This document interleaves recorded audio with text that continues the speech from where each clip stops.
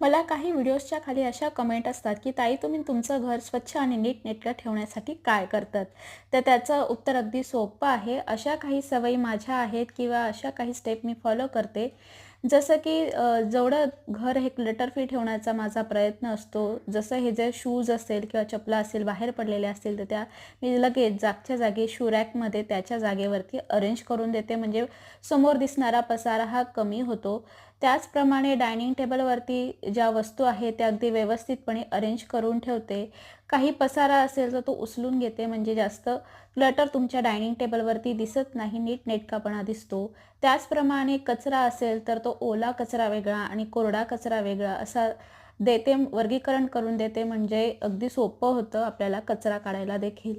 त्यानंतर 15 दिवसातनं एकदा जे सोफा आणि चेअर आहेत त्यांना पुसून काढते. त्यांच्या ज्या गाद्या आहेत त्यांना स्वच्छ करून घेते. अगदी व्हॅक्यूम क्लीनरचा वापर करूनच तुम्ही स्वच्छता करू शकता असं नाही. साध्या सॉफ्ट ब्रशचा देखील वापर करून तुम्ही गाद्या वगैरे स्वच्छ करू शकतात. त्यानंतर जे कवर आहे ते जागच्या जागी लावून देते आणि काही दिवसांच्या अंतराने जे कुशन कवर आहेत किंवा सोफा चेअरचे कवर आहेत ते चेंज करते, जेणेकरून तुमच्या घरामध्ये एक वेगळा लूक येतो, एक प्रसन्नता वाटते. त्यानंतर जे काही रनर वगैरे असतील किंवा काही कुंड्या तुम्ही इंडोर प्लांटच्या ठेवत असणार तर त्यासुद्धा मी व्यवस्थितपणे अरेंज करून घेते. हा एक साईडचा कोपरा आहे लिव्हिंग रूमचा. त्यामध्ये हे जे शू रॅक आहे, ॲक्च्युली इथे सगळे ओमचे ज्या अभ्यासाच्या वस्तू ठेवल्या आहेत. तर त्याच्यावरती नुसता रनर जरी चेंज केला तरी जो कॉर्नर आहे त्याचा लूक हा चेंज होतो.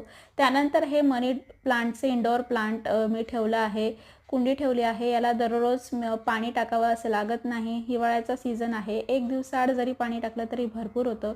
अशा छोट्या-मोठ्या गोष्टी मी नेहमी फॉलो करते. ज्या वस्तू मी डेकोरेशनसाठी टेबलावरती ठेवते त्या सगळ्या व्यवस्थितपणे अरेंज करून घेतल्या आहेत. आणि अगदी काही मिनिटात जो लूक आहे तो आपल्या घराचा आपण चेंज करू शकतो.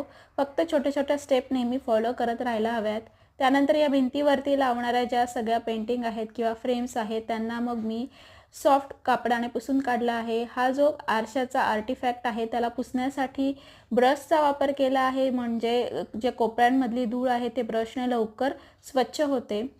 या स्टेप मी दररोज फॉलो करते, त्यामुळे माझं घर नेहमी स्वच्छ दिसतं, नीटनेटकं दिसतं. आता या कॉर्नरवरच्या तुम्हाला आता या 2 कॅनव्हासच्या पेंटिंग दिसत आहेत. त्या माझ्या बहिणीच्या मुलीने केल्या आहेत. अगदी 11 वर्षाची आहे, परंतु अगदी सुंदर पद्धतीने तिने कॅनव्हास पेंटिंग केलं आहे आणि अशा प्रकारे डेकोरेशन करून मी माझं हे रूम सेट केलं आहे.